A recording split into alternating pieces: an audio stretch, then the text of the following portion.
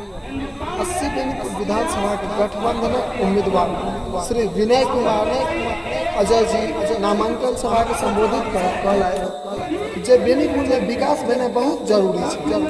एहिठाम बड़का बड़का उद्योग लगवाक चाहिए जाहि से बेरोजगारी के समस्या के समाधान भ सकै छै। संगे गोपाल जी ठाकुर से मंच पर आबि अगर बेनीपुर में विकास चाहे छी अपने सब आगू बढ़ श्री अजय जी के तीर छाप पर बटन दबा कर भारी मत से विजय बना तकर बाद देखी विकास के करै छै। बेनीपुरक धरती किसानक धरती छै। एहिठाम खेती के प्रमुख स्थान मानल गेलै।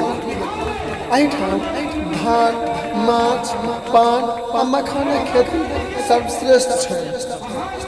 किसान के लेल भांति भांति के योजना के जानकारी दैत श्री गोपाल जी ठाकुर कहलथि जे ई बेर विकासक लहर फेर से दौड़त ताहिले अपने सबके विनय कुमार झा जी के चुनबाक जरूरत छै।